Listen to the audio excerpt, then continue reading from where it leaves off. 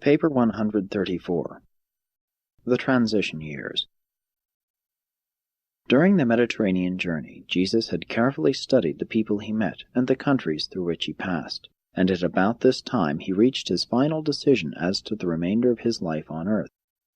He had fully considered and now finally approved the plan which provided that he be born of Jewish parents in Palestine, and he therefore deliberately returned to Galilee to await the beginning of his life work as a public teacher of truth. He began to lay plans for a public career in the land of his father Joseph's people, and he did this of his own free will. Jesus had found out through personal and human experience that Palestine was the best place in all the Roman world wherein to set forth the closing chapters and to enact the final scenes of his life on earth. For the first time he became fully satisfied with the program of openly manifesting his true nature and of revealing his divine identity among the Jews and Gentiles of his native Palestine. He definitely decided to finish his life on earth and to complete his career of mortal existence in the same land in which he entered the human experience as a helpless babe.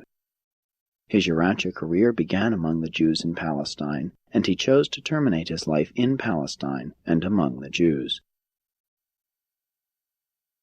1. The 30th year, A.D. 24.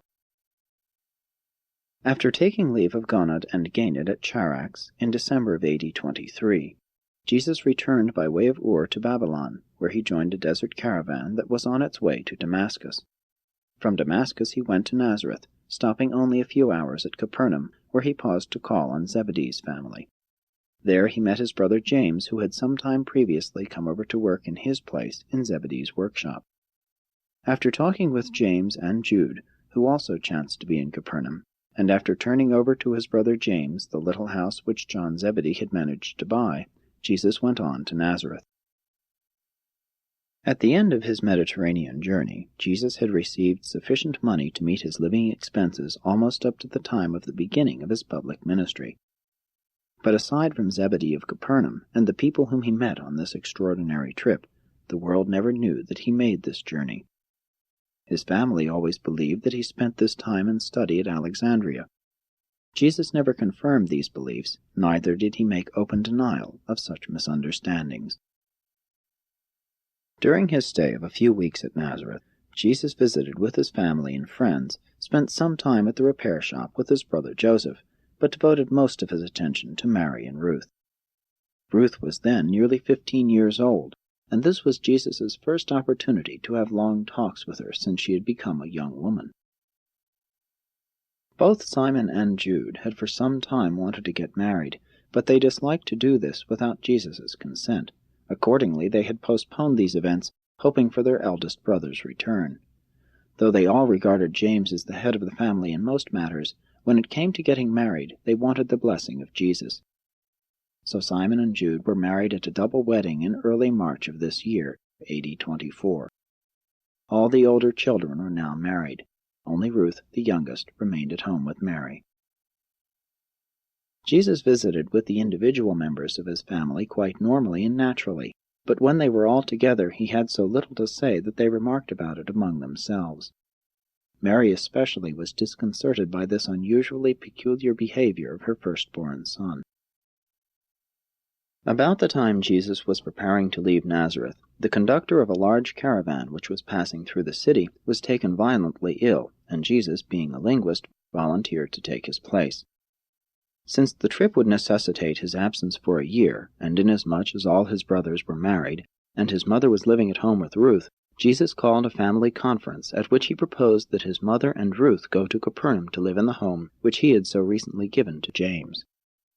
Accordingly, a few days after Jesus left with the caravan, Mary and Ruth moved to Capernaum, where they lived for the rest of Mary's life in the home that Jesus had provided. Joseph and his family moved into the old Nazareth home. This was one of the more unusual years in the inner experience of the Son of Man. Great progress was made in effecting working harmony between his human mind and the indwelling adjuster. The adjuster had been actively engaged in reorganizing the thinking and in rehearsing the mind for the great events which were in the not then distant future. The personality of Jesus was preparing for his great change in attitude toward the world. These were the in-between times, the transition stage of that being who began life as God appearing as man, and who is now making ready to complete his earth career as man appearing as God. 2. The caravan trip to the Caspian. It was the 1st of April, AD 24, when Jesus left Nazareth on the caravan trip to the Caspian Sea region. The caravan, which Jesus joined as its conductor, was going from Jerusalem by way of Damascus and Lake Urmia, through Assyria, Media, and Parthia, to the southeastern Caspian Sea region. It was a full year before he returned from this journey. For Jesus, this caravan trip was another adventure of exploration and personal ministry. He had an interesting experience with this caravan family, passengers, guards, and camel drivers. Scores of men, women, and children residing along the route followed by the caravan lived richer lives as a result of their contact with Jesus, to them, the extraordinary conductor of a commonplace caravan. Not all who enjoyed these occasions of his personal ministry profited thereby, but the vast majority of those who met and talked with him were made better for the remainder of their natural lives. Of all his world travels, this Caspian Sea trip carried Jesus nearest to the Orient and enabled him to gain a better understanding of the Far Eastern peoples. He made intimate and personal contact with every one of the surviving races of Eurasia, excepting the Red. He equally enjoyed his personal ministry to each of these varied races and blended peoples, and all of them were receptive to the living truth which he brought them. The Europeans from the far west and the Asiatics from the far east alike gave attention to his words of hope and eternal life, and were equally influenced by the life of loving service and spiritual ministry which he so graciously lived among them. The caravan trip was successful in every way. This was a most interesting episode in the human life of Jesus, for he functioned during this year in an executive capacity, being responsible for the material entrusted to his charge and for the safe conduct of the travelers making up the caravan party. And he most faithfully, efficiently, and wisely discharged his multiple duties. On the return from the Caspian region, Jesus gave up the direction of the caravan at Lake Urmia, where he tarried for slightly over 2 weeks. He returned as a passenger with a later caravan to Damascus, where the owners of the camels besought him to remain in their service. Declining this offer, he journeyed on with the caravan to Capernaum, arriving the 1st of April, AD 25. No longer did he regard Nazareth as his home. Capernaum had become the home of Jesus, James, Mary, and Ruth. But Jesus never again lived with his family. When in Capernaum, he made his home with the Zebedees. 3. The URMIA Lectures. On the way to the Caspian Sea, Jesus had stopped several days for rest and recuperation at the old Persian city of Urmia on the western shores of Lake Urmia. On the largest of a group of islands situated a short distance offshore near Urmia was located a large building, a lecture amphitheater, dedicated to the spirit of religion. This structure was really a temple of the philosophy of religions. This temple of religion had been built by a wealthy merchant citizen of Urmia and his 3 sons. This man was Symboitan, and he numbered among his ancestors many diverse peoples. The lectures and discussions in this school of religion began at 10 o'clock every morning in the week. The afternoon sessions started at 3 o'clock, and the evening debates opened at 8 o'clock. Symboitan or one of his 3 sons always presided at these sessions of teaching, discussion, and debate. The founder of this unique school of religions lived and died without ever revealing his personal religious beliefs. On several occasions, Jesus participated in these discussions, and before he left Urmia, Symboitan arranged with Jesus to sojourn with them for 2 weeks on his return trip, and give 24 lectures on the brotherhood of men, and to conduct 12 evening sessions of questions, discussions, and debates on his lectures in particular, and on the brotherhood of men in general. In accordance with this arrangement, Jesus stopped off on the return trip and delivered these lectures. This was the most systematic and formal of all the Master's teaching on Urantia. Never before or after did he say so much on one subject as was contained in these lectures and discussions on the brotherhood of men. In reality, these lectures were on the kingdom of God and the kingdoms of men.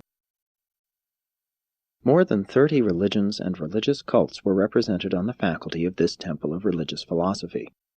These teachers were chosen, supported, and fully accredited by their respective religious groups. At this time there were about 75 teachers on the faculty, and they lived in cottages, each accommodating about a dozen persons. Every new moon these groups were changed by the casting of lots. Intolerance, a contentious spirit, or any other disposition to interfere with the smooth running of the community would bring about the prompt and summary dismissal of the offending teacher. He would be unceremoniously dismissed, and his alternate in waiting would be immediately installed in his place.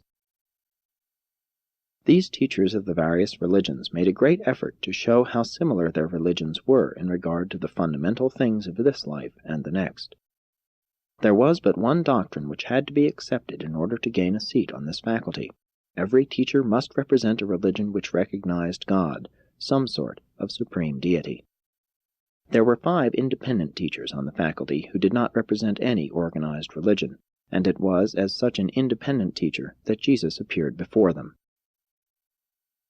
When we, the midwayers, first prepared the summary of Jesus' teachings at URMIA, there arose a disagreement between the seraphim of the churches and the seraphim of progress as to the wisdom of including these teachings in the Urantia revelation. Conditions of the 20th century, prevailing in both religion and human governments, are so different from those prevailing in Jesus' day that it was indeed difficult to adapt the Master's teachings at URMIA to the problems of the kingdom of God and the kingdoms of men as these world functions are existent in the 20th century. We were never able to formulate a statement of the Master's teachings which was acceptable to both groups of these seraphim of planetary government. Finally, the Melchizedek chairman of the Revelatory Commission appointed a commission of 3 of our number to prepare our view of the Master's URMIA teachings as adapted to 20th century religious and political conditions on Urantia. Accordingly, we 3 secondary midwayers completed such an adaptation of Jesus' teachings, restating his pronouncements as we would apply them to present-day world conditions, and we now present these statements as they stand after having been edited by the Melchizedek chairman of the Revelatory Commission. 4. Sovereignty, divine and human. The brotherhood of men is founded on the fatherhood of God. The family of God is derived from the love of God. God is love. God the Father divinely loves his children, all of them. The kingdom of heaven, the divine government, is founded on the fact of divine sovereignty. God is spirit. Since God is spirit, this kingdom is spiritual. The kingdom of heaven is neither material nor merely intellectual. It is a spiritual relationship between God and man. If different religions recognize the spirit sovereignty of God the Father, then will all such religions remain at peace. Only when one religion assumes that it is in some way superior to all others, and that it possesses exclusive authority over other religions, will such a religion presume to be intolerant of other religions or dare to persecute other religious believers. Religious peace, brotherhood, can never exist unless all religions are willing to completely divest themselves of all ecclesiastical authority and fully surrender all concept of spiritual sovereignty. God alone is spirit sovereign. You cannot have equality among religions, religious liberty, without having religious wars unless all religions consent to the transfer of all religious sovereignty to some superhuman level, to God himself. The kingdom of heaven in the hearts of men will create religious unity, not necessarily uniformity, because any and all religious groups composed of such religious believers will be free from all notions of ecclesiastical authority, religious sovereignty. God is spirit, and God gives a fragment of his spirit self to dwell in the heart of man. Spiritually, all men are equal. The kingdom of heaven is free from castes, classes, social levels, and economic groups. You are all brethren.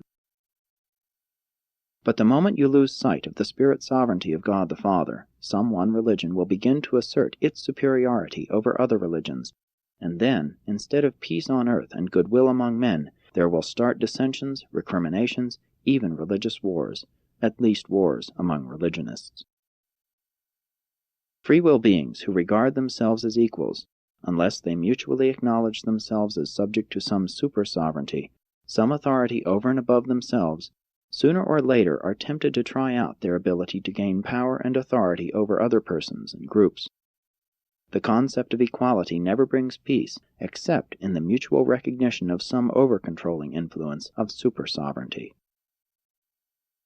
The URMIA religionists lived together in comparative peace and tranquility because they had fully surrendered all their notions of religious sovereignty.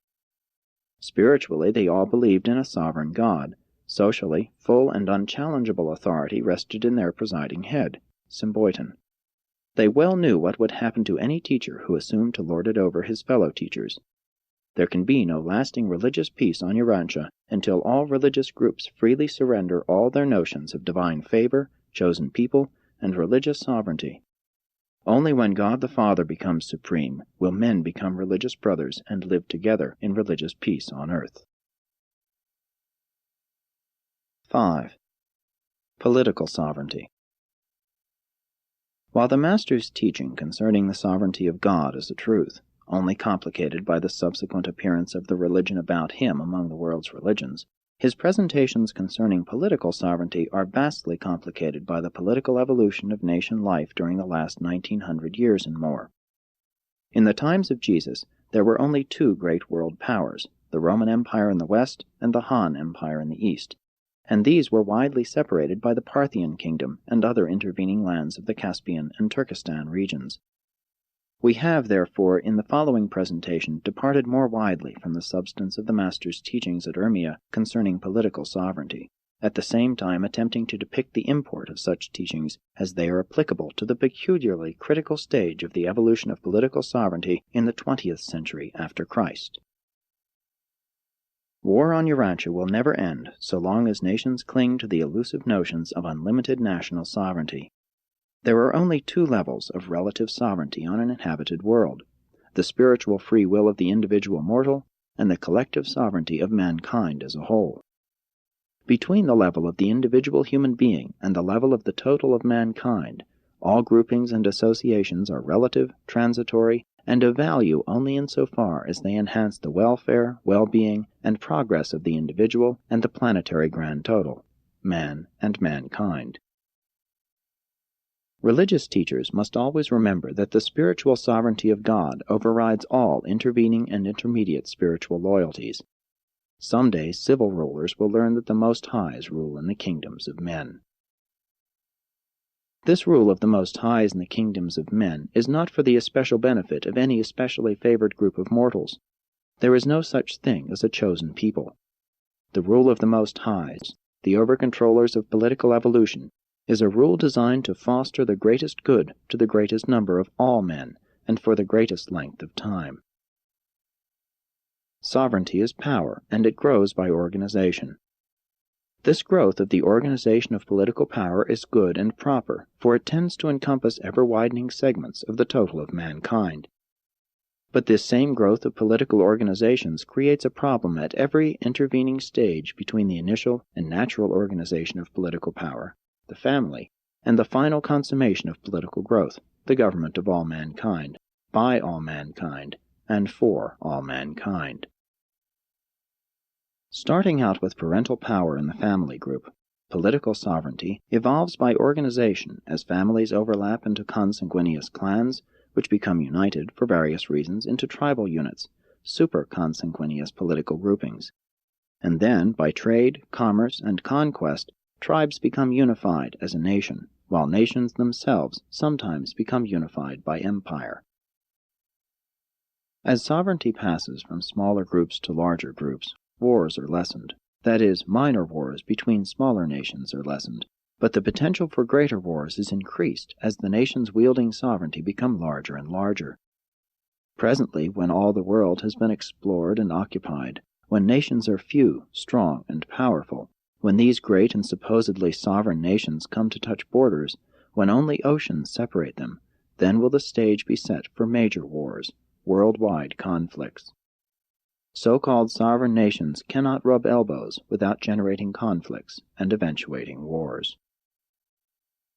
The difficulty in the evolution of political sovereignty from the family to all mankind lies in the inertia resistance exhibited on all intervening levels. Families have on occasion defied their clan, while clans and tribes have often been subversive of the sovereignty of the territorial state. Each new and forward evolution of political sovereignty is, and has always been, embarrassed and hampered by the scaffolding stages of the previous developments in political organization. And this is true because human loyalties, once mobilized, are hard to change. The same loyalty which makes possible the evolution of the tribe makes difficult the evolution of the supertribe, the territorial state. And the same loyalty, patriotism, which makes possible the evolution of the territorial state, vastly complicates the evolutionary development of the government of all mankind. Political sovereignty is created out of the surrender of self-determinism, first by the individual within the family, and then by the families and clans in relation to the tribe and larger groupings. This progressive transfer of self-determination from the smaller to ever larger political organizations has generally proceeded unabated in the East since the establishment of the Ming and the Mughal dynasties. In the West it obtained for more than 1,000 years right on down to the end of the World War, when an unfortunate retrograde movement temporarily reversed this normal trend by re-establishing the submerged political sovereignty of numerous small groups in Europe. Urantia will not enjoy lasting peace until the so-called sovereign nations intelligently and fully surrender their sovereign powers into the hands of the brotherhood of men, mankind government. Internationalism, leagues of nations, can never bring permanent peace to mankind. Worldwide confederations of nations will effectively prevent minor wars and acceptably control the smaller nations, but they will not prevent world wars nor control the 3, 4, or 5 most powerful governments. In the face of real conflicts, one of these world powers will withdraw from the League and declare war. You cannot prevent nations going to war as long as they remain infected with the delusional virus of national sovereignty. Internationalism is a step in the right direction. An international police force will prevent many minor wars, but it will not be effective in preventing major wars, conflicts between the great military governments of Earth. As the number of truly sovereign nations, great powers, decreases, so do both opportunity and need for mankind government increase. When there are only a few really sovereign, great powers, either they must embark on the life and death struggle for national, imperial supremacy, or else, by voluntary surrender of certain prerogatives of sovereignty, they must create the essential nucleus of supranational power which will serve as the beginning of the real sovereignty of all mankind. Peace will not come to Urantia until every so-called sovereign nation surrenders its power to make war into the hands of a representative government of all mankind. Political sovereignty is innate with the peoples of the world. When all the peoples of Urantia create a world government, they have the right and the power to make such a government sovereign. And when such a representative or democratic world power controls the world's land, air, and naval forces, peace on earth and goodwill among men can prevail, but not until then. To use an important 19th and 20th century illustration, the 48 states of the American Federal Union have long enjoyed peace. They have no more wars among themselves. They have surrendered their sovereignty to the federal government, and through the arbitrament of war, they have abandoned all claims to the delusions of self-determination.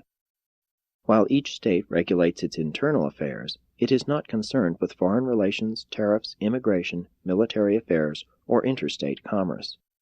Neither do the individual states concern themselves with matters of citizenship. The 48 states suffer the ravages of war only when the federal government's sovereignty is in some way jeopardized. These 48 states, having abandoned the twin sophistries of sovereignty and self-determination, enjoy interstate peace and tranquility. So will the nations of Urantia begin to enjoy peace when they freely surrender their respective sovereignties into the hands of a global government, the sovereignty of the brotherhood of men. In this world state, the small nations will be as powerful as the great, even as the small state of Rhode Island has its 2 senators in the American Congress, just the same as the populous state of New York or the large state of Texas. The limited state sovereignty of these 48 states was created by men and for men. The superstate, national sovereignty of the American Federal Union was created by the original 13 of these states for their own benefit and for the benefit of men. Sometime the supranational sovereignty of the planetary government of mankind will be similarly created by nations for their own benefit and for the benefit of all men. Citizens are not born for the benefit of governments. Governments are organizations created and devised for the benefit of men. There can be no end to the evolution of political sovereignty short of the appearance of the government of the sovereignty of all men. All other sovereignties are relative in value, intermediate in meaning, and subordinate in status. With scientific progress, wars are going to become more and more devastating until they become almost racially suicidal. How many world wars must be fought, and how many leagues of nations must fail before men will be willing to establish the government of mankind and begin to enjoy the blessings of permanent peace and thrive on the tranquility of goodwill, worldwide goodwill, among men. 6. Law, liberty, and sovereignty. If one man craves freedom, liberty, he must remember that all other men long for the same freedom. Groups of such liberty-loving mortals cannot live together in peace without becoming subservient to such laws, rules, and regulations as will grant each person the same degree of freedom, while at the same time safeguarding an equal degree of freedom for all of his fellow mortals. If one man is to be absolutely free, then another must become an absolute slave. And the relative nature of freedom is true socially, economically, and politically. Freedom is the gift of civilization made possible by the enforcement of law.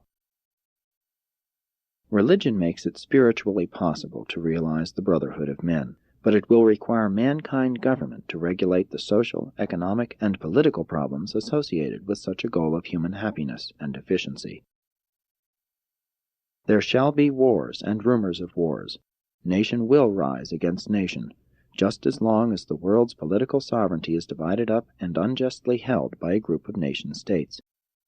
England, Scotland, and Wales were always fighting each other until they gave up their respective sovereignties, reposing them in the United Kingdom. Another world war will teach the so-called sovereign nations to form some sort of federation, thus creating the machinery for preventing small wars, wars between the lesser nations. But global wars will go on until the government of mankind is created. Global sovereignty will prevent global wars. Nothing else can. The 48 American free states live together in peace. There are among the citizens of these 48 states all of the various nationalities and races that live in the ever-warring nations of Europe. These Americans represent almost all the religions and religious sects and cults of the whole wide world, and yet here in North America they live together in peace. And all this is made possible because these 48 states have surrendered their sovereignty and have abandoned all notions of the supposed rights of self-determination. It is not a question of armaments or disarmament. Neither does the question of conscription or voluntary military service enter into these problems of maintaining worldwide peace. If you take every form of modern mechanical armaments and all types of explosives away from strong nations, they will fight with fists, stones, and clubs as long as they cling to their delusions of the divine right of national sovereignty. War is not man's great and terrible disease. War is a symptom, a result. The real disease is the virus of national sovereignty. Urantia nations have not possessed real sovereignty. They never have had a sovereignty which could protect them from the ravages and devastations of world wars. In the creation of the global government of mankind, the nations are not giving up sovereignty so much as they are actually creating a real, bona fide, and lasting world sovereignty which will henceforth be fully able to protect them from all war.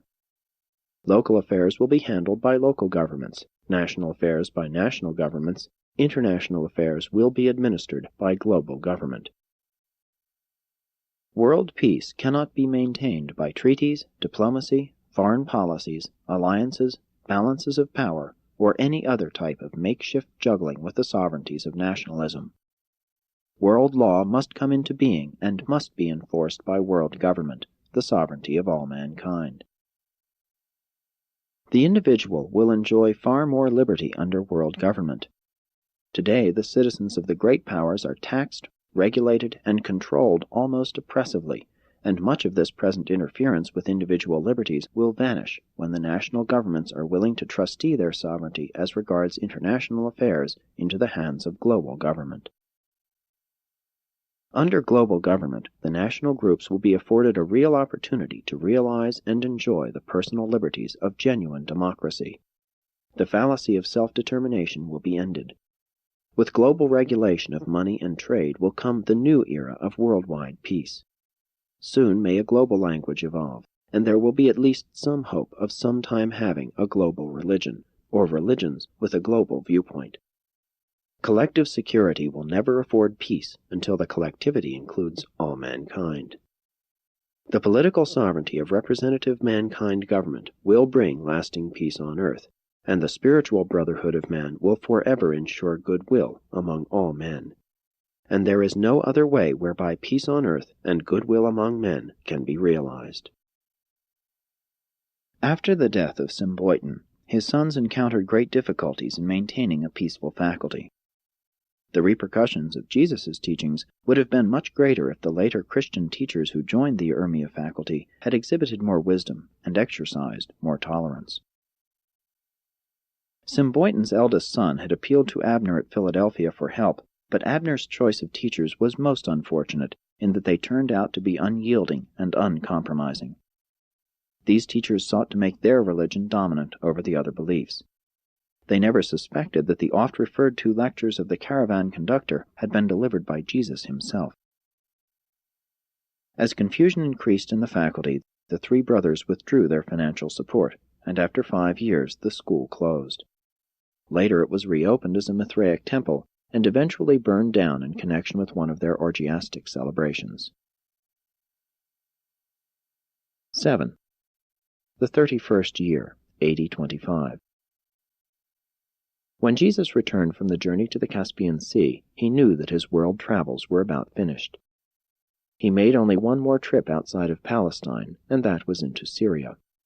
After a brief visit to Capernaum, he went to Nazareth, stopping over a few days to visit. In the middle of April, he left Nazareth for Tyre. From there he journeyed on north, tarrying for a few days at Sidon, but his destination was Antioch. This is the year of Jesus' solitary wanderings throughout Palestine and Syria. Throughout this year of travel he was known by various names in different parts of the country. The carpenter of Nazareth, the boat builder of Capernaum, the scribe of Damascus, and the teacher of Alexandria. At Antioch the Son of Man lived for over 2 months, working, observing, studying, visiting, ministering, and all the while learning how man lives, how he thinks, feels, and reacts to the environment of human existence. For 3 weeks of this period he worked as a tent maker. He remained longer in Antioch than at any other place he visited on this trip.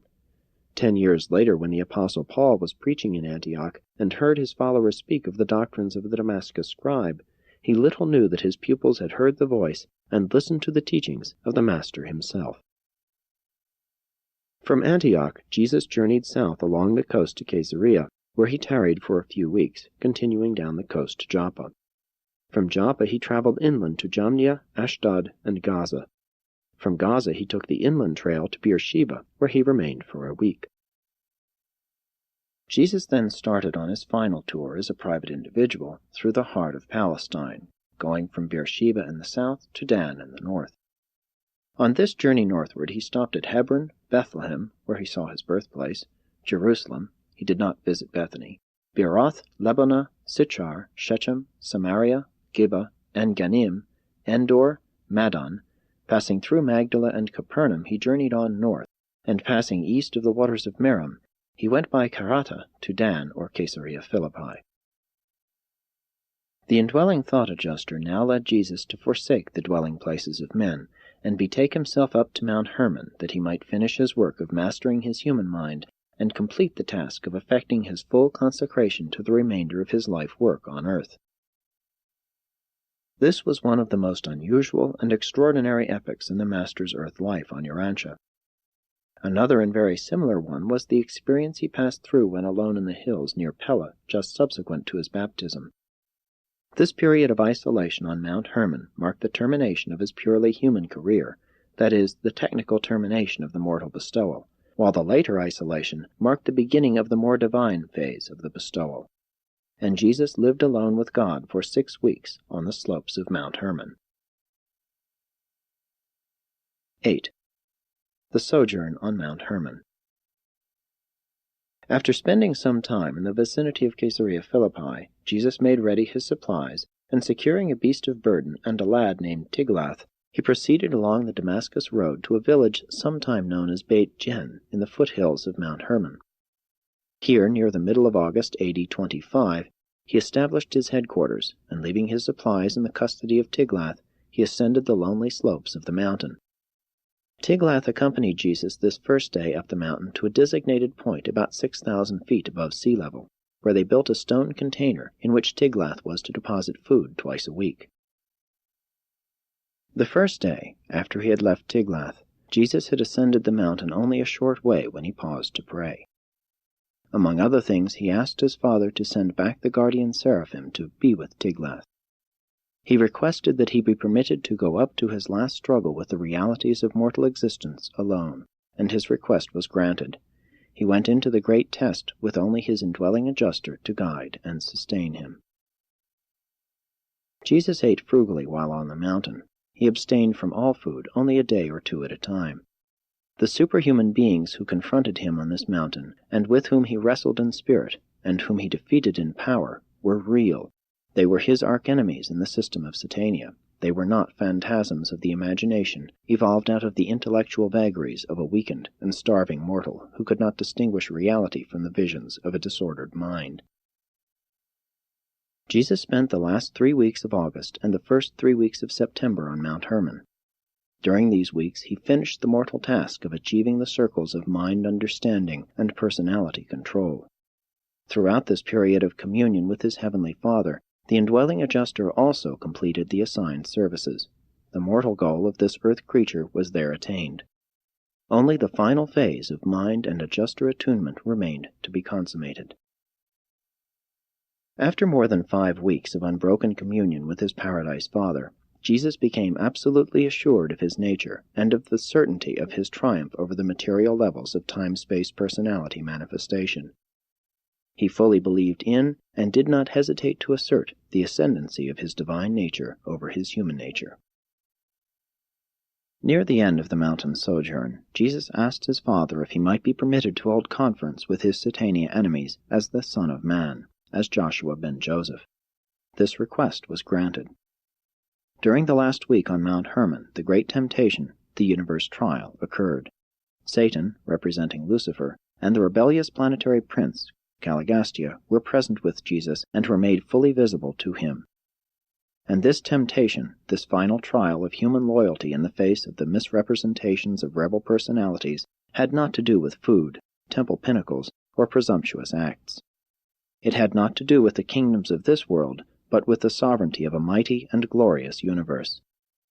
The symbolism of your records was intended for the backward ages of the world's childlike thought, and subsequent generations should understand what a great struggle the Son of Man passed through that eventful day on Mount Hermon. To the many proposals and counter-proposals of the emissaries of Lucifer, Jesus only made reply, "May the will of my Paradise Father prevail, and you, my rebellious son, may the ancients of days judge you divinely. I am your Creator Father. I can hardly judge you justly, and my mercy you have already spurned.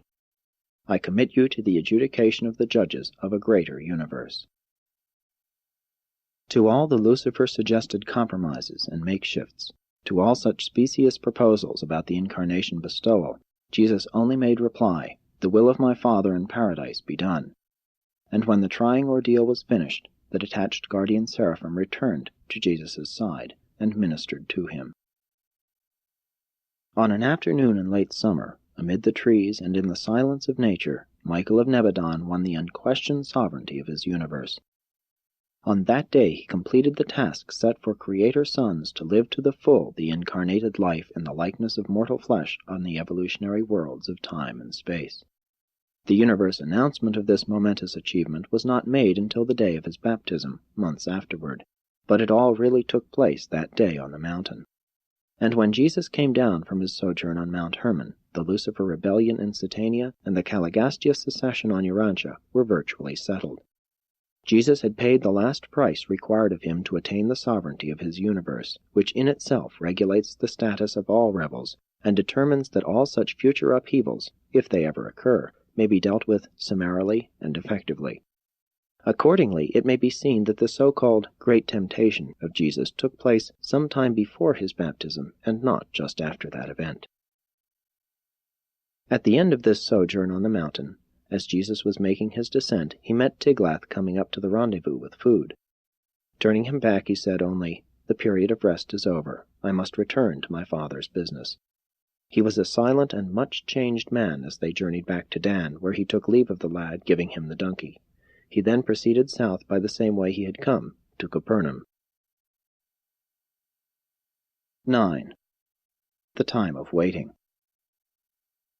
It was now near the end of the summer, about the time of the Day of Atonement and the Feast of Tabernacles. Jesus had a family meeting in Capernaum over the Sabbath, and the next day started for Jerusalem with John the son of Zebedee, going to the east of the lake and by Gerasa and on down the Jordan Valley. While he visited some with his companion on the way, John noted a great change in Jesus. Jesus and John stopped overnight at Bethany with Lazarus and his sisters, going early the next morning to Jerusalem. They spent almost 3 weeks in and around the city, at least John did.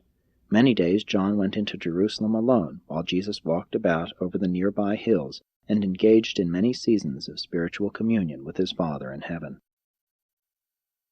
Both of them were present at the solemn services of the Day of Atonement.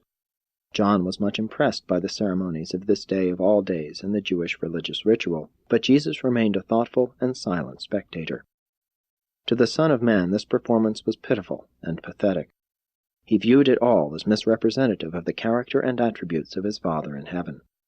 He looked upon the doings of this day as a travesty upon the facts of divine justice and the truths of infinite mercy. He burned to give vent to the declaration of the real truth about his Father's loving character and merciful conduct in the universe, but his faithful monitor admonished him that his hour had not yet come. But that night at Bethany, Jesus did drop numerous remarks which greatly disturbed John, and John never fully understood the real significance of what Jesus said in their hearing that evening. Jesus planned to remain throughout the week of the Feast of Tabernacles with John. This feast was the annual holiday of all Palestine. It was the Jewish vacation time. Although Jesus did not participate in the merriment of the occasion, it was evident that he derived pleasure and experienced satisfaction as he beheld the light-hearted and joyous abandon of the young and the old. In the midst of the week of celebration, and ere the festivities were finished, Jesus took leave of John, saying that he desired to retire to the hills where he might the better commune with his paradise Father. John would have gone with him, but Jesus insisted that he stay through the festivities, saying, "It is not required of you to bear the burden of the Son of Man. Only the watchman must keep vigil while the city sleeps in peace." Jesus did not return to Jerusalem. After almost a week alone in the hills near Bethany, he departed for Capernaum.